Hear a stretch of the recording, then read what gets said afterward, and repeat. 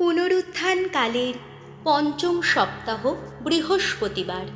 প্রথম পাঠ শিষ্যচরিত 15 অধ্যায়, পদ সংখ্যা 7 থেকে 21। জেরুজালেমের মহাসভায় প্রেরিত দূত যাকবের পরামর্শ। বিজাতীয়দের মধ্যে যারা অন্তর থেকে ঈশ্বরকে বরণ করে নিচ্ছে, তাদের কষ্ট যেন বাড়িয়ে দেওয়া না হয়। পরিত্রাণ লাভ করতে হলে ইহুদি ধর্মপ্রথা পালন করতে হয় কি না, এই বিষয়ে অনেক তর্ক বিতর্কের পর পিতর দাঁড়িয়ে উঠে বললেন, শোনো ভাইয়েরা, তোমরা তো জানোই সেই বহুদিন আগে ঈশ্বর তোমাদের মধ্য থেকে আমাকেই বেছে নিয়েছিলেন, যাতে বিজাতীয়রা আমার মুখ থেকে মঙ্গল সমাচারের বাণী শুনে বিশ্বাসী হয়ে ওঠে।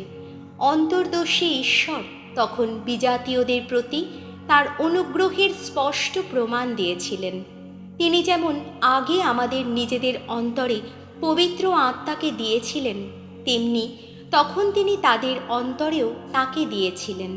কই, তখন তো তিনি তাদের ও আমাদের মধ্যে কোনো পার্থক্যই রাখেননি, বরং খ্রিস্ট বিশ্বাসের গুণে তাদের অন্তর তিনি নির্মল করে তুলেছিলেন। তাহলে যে জোয়াল আমাদের পিতৃপুরুষেরা ও আমরা নিজেরাই বহন করতে পারিনি, এখন এই বিজাতীয় শিষ্যদের ঘাড়ে সেই জোয়ালটা চাপিয়ে দিয়ে তোমরা ঈশ্বরকে যাচাই করতে যাচ্ছ কেন? না, আমরা বিশ্বাস করি যে আমরা প্রভু যিশুর অনুগ্রহেই পরিত্রাণ পেয়েছি, ঠিক তাদেরই মতো। এই কথা শুনে সভার সকলে নীরব হয়ে গেলেন। তারপর বিজাতীয়দের মধ্যে ঈশ্বর বার্নাবাস ও পলকে দিয়ে যেসব ঐশ্ব নিদর্শন দেখিয়েছিলেন, যেসব অলৌকিক ঘটনা ঘটিয়েছেন, সকলে তাদের কাছ থেকে তাঁরই বর্ণনা শুনতে লাগলেন। তাদের কথা শেষ হওয়ার পর যাকব এবার নিজের বক্তব্য পেশ করলেন। ভাইয়েরা, এখন আমি যা বলছি শোনো। এই মাত্র সিমন আমাদের শুনিয়েছেন যে কিভাবে ঈশ্বর সেদিন প্রথম এগিয়ে এসে বিজাতীয়দের মধ্য থেকে নিজেরই কাছে নিবেদিত করার জন্যে একদল মানুষকে বেছে নিয়েছিলেন।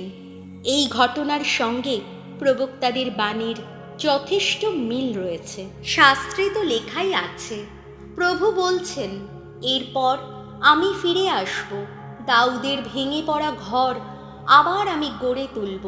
হ্যাঁ, সেই ভগ্নস্তূপ আবার গড়ে তুলব আমি, তা নতুন করেই দাঁড় করাবো, যাতে বাকি মানুষেরা, এমনকি আমার নামবাহী সমস্ত বিজাতীয়রাও যেন প্রভুর অন্বেষণ করে।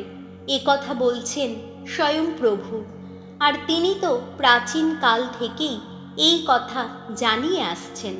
তাই আমার অভিমত হলো এই যে, বিজাতীয়দের মধ্যে যারা এখন অন্তর থেকে ঈশ্বরকে বরণ করে নিচ্ছে, তাদের কষ্ট না বাড়িয়ে বরং তাদের কাছে লিখে পাঠানো হোক, তারা যেন ব্যভিচার থেকে দূরে থাকে এবং দেবমূর্তির সংস্পর্শে দূষিত কোনো খাদ্য কিংবা গলা টিপে মারা কোনো পশুর মাংস তারা যেন না খায়, কোনো রক্তও যেন মুখে না দেয়।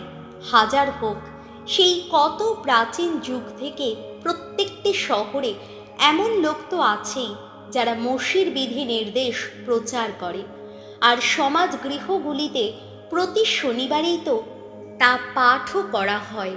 প্রভুর বাণী, শাম সঙ্গীত, ধুয়ো। জগৎ জুড়ে ঘোষণা করো মঙ্গল সমাচার।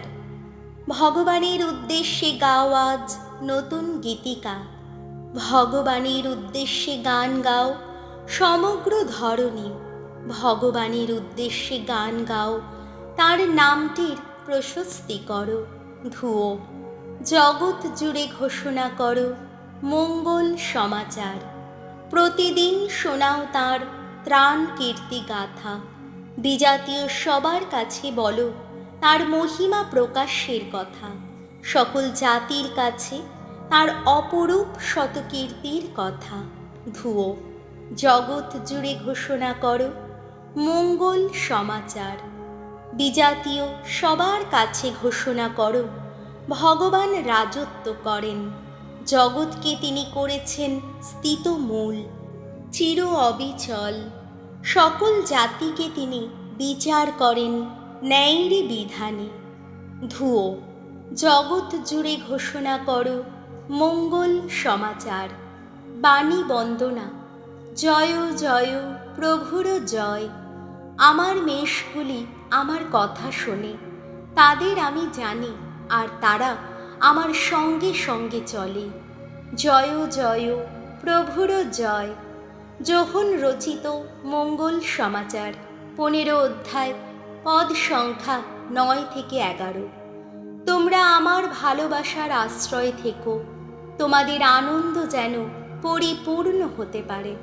এই জগৎ ছেড়ে পিতার কাছে যাবার আগে যিশু তার শিষ্যদের এই কথা বললেন, পিতা যেমন আমাকে ভালোবেসেছেন, আমিও তেমনি তোমাদের ভালোবেসেছি। তোমরা আমার ভালোবাসার আশ্রয় থেকো। যদি আমার সমস্ত আদেশ পালন করো, তবেই তোমরা আমার ভালোবাসার আশ্রয় থাকবে। আমিও যেমন আমার পিতার সমস্ত আদেশ পালন করেছি আর আছি তার ভালোবাসার আশ্রয়। এসব কথা তোমাদের বললাম যাতে আমার আনন্দ তোমাদের অন্তরে থাকতে পারে এবং তোমাদের আনন্দ যেন পরিপূর্ণ হতে পারে। প্রভু যিশুর মঙ্গল সমাচার।